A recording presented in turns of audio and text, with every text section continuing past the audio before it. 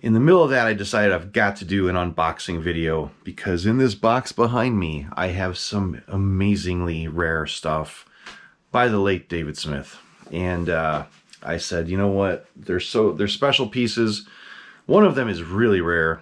And I said, I've got to do an unboxing video and just, it'll make for a good video. So lots going on, like I said. The mask room, it's like almost back to normal. I can walk in here. I've been doing lots of rearranging and it's looking really sweet. Maybe I'll show you some updated photos here as I'm babbling.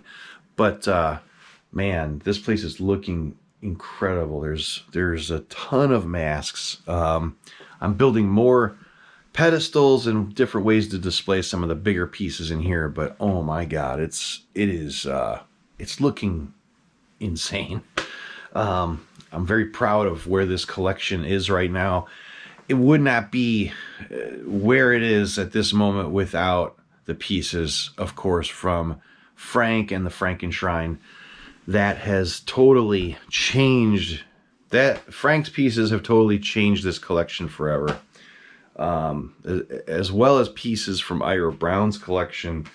And this is just blowing my mind lately at how crazy this collection is looking. So let's get to the point here. We're here to do an unboxing on this really cool stuff from good old David Smith. All right, here we go.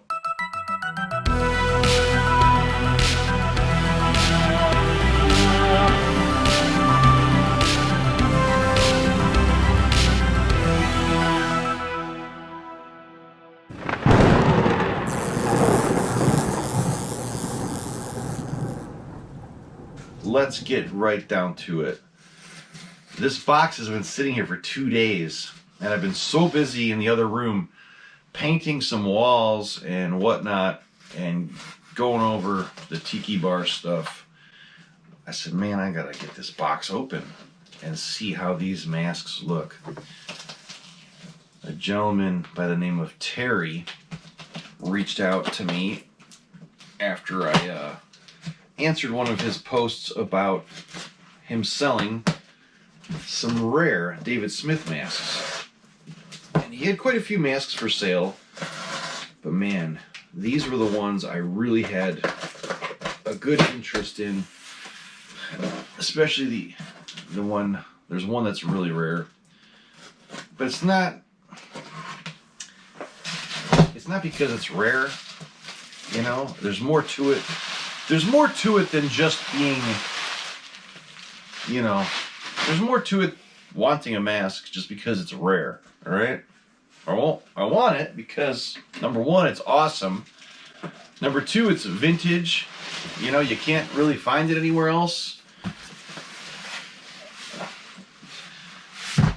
Reasons you'd want masks like this. Number one, three of these were created by David Smith, who unfortunately the community sadly lost earlier this year, sadly. And he was no doubt a legend in this whole thing, this whole mask world, to mask people, legendary guy. Unfortunately, I did not know David personally, but I've got friends that were I have friends that were close with him, and it hit them very hard that this man passed away. And from what I've heard from many, many people, he's a great guy. All right. So, not only are these masks by David Smith, they're vintage, they're amazing, they're really rare, especially one of them. They're just cool. I wanted them. You know, they were not cheap either. I had to make offers, and I offered right on them, you know. This is one of the cases where the seller knew what he had. He knew that they were rare masks. He knew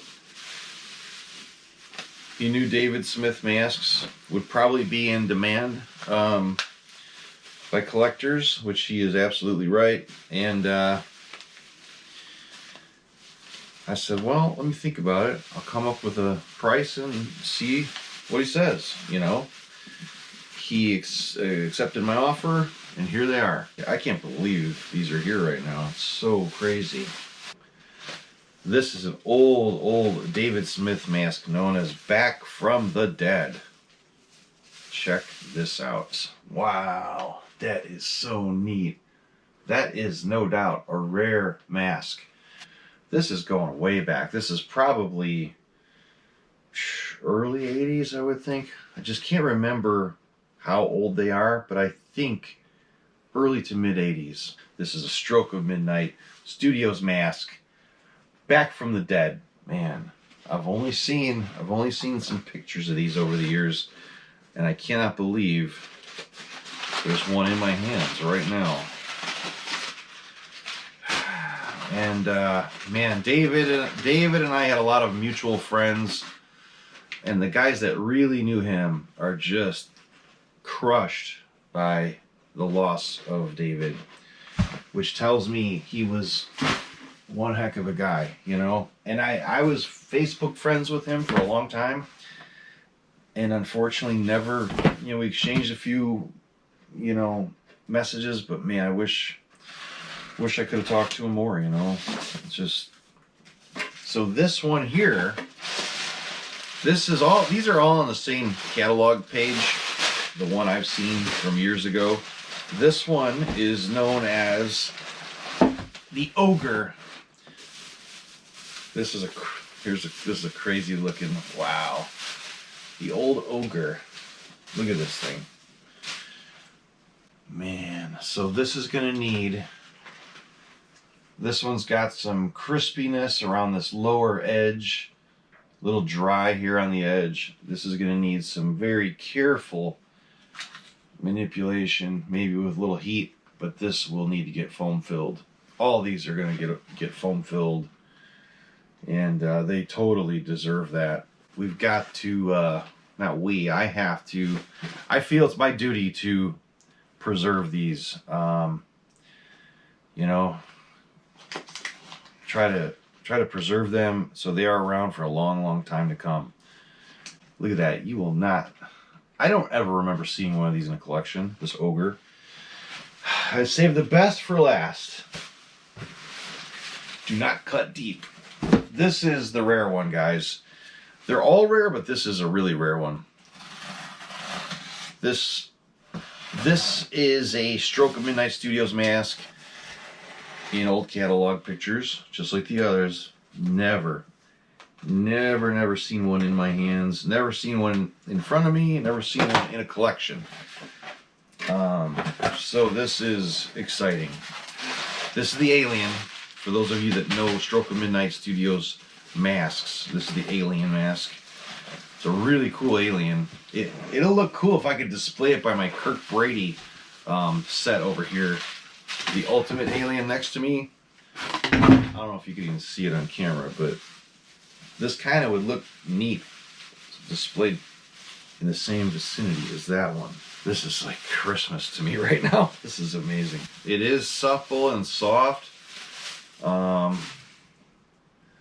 Not bad. Not bad. I think this will be able to be foam filled nicely, but holy cow. Look at that. That is crazy cool. You know, this is going way back to the old days of mask collecting.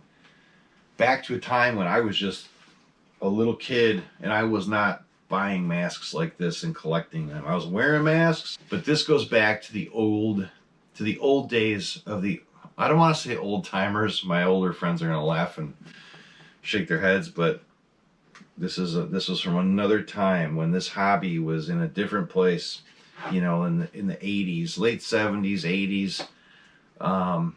Guys had walls full of masks just like this when I was a little kid. And that to me is, I've got all these great photos I'm going to share with you guys soon that I've uncovered in the Frankenshrine, and you'll see what I mean.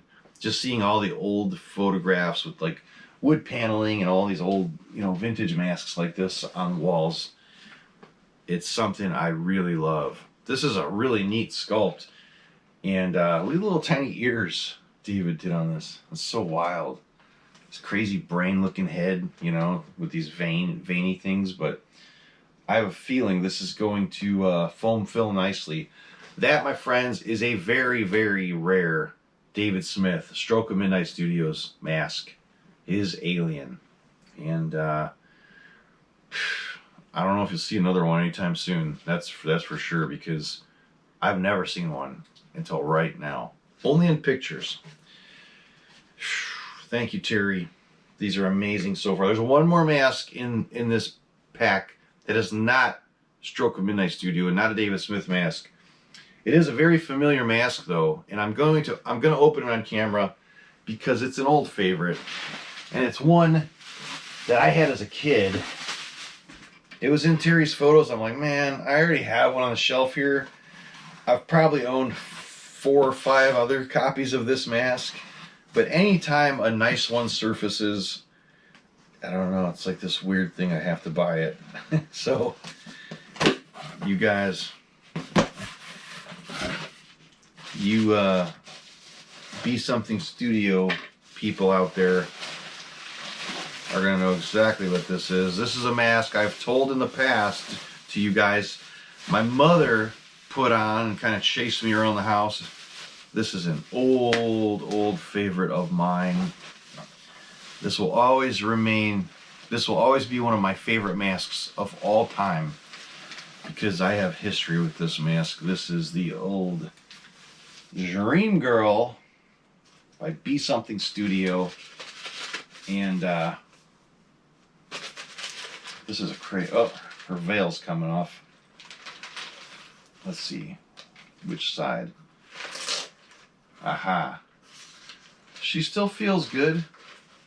Soft enough for sure. She's stuffed really well. Her wig is nice and tight. It's not a freaking mess. So I will definitely do what I can. I'm going to foam fill my other Dream Girl, and this one I might do the same. We'll see. I want to do. There's a handful of certain Be Something masks I really want to foam fill and try to keep them for as long as I can. But that's her, Dream Girl. She's gorgeous. All right, now I'm going to show you one more David Smith mask. I think we just talked about this mask in the last video. I was telling you guys that I had 2 copies of David Smith's Troll mask. I kept this one, and I sent the other one to my friend William. My friend William, aka Evil Wilhelm. We call him Evil, Uncle Evil. He was very good friends with David Smith, and he had a tattered version of this for a long time, and he actually was friends with David. Look at that. This is amazing. I'm being very careful, by the way. I gently set the alien on top of the ogre. But Terry, thank you. I know we've never done any deals together, but thanks for the flawless transaction and real fast shipping. And these are no doubt some incredible masks that are now here in the Crimson Ghost mask room. And I'm going to have them foam filled. We've got to preserve David's work. I think it's important for masks like this to live on as long as they possibly can. Stuffing them obviously kept them nice all these years. They're stuffed with newspaper, but we're going to make them even better. This room is looking great again. I've mixed in a lot of Frankenstein pieces on the main wall here, and man, I cannot wait to show you more and more masks on the channel. So keep in touch, and thanks for watching. Good night.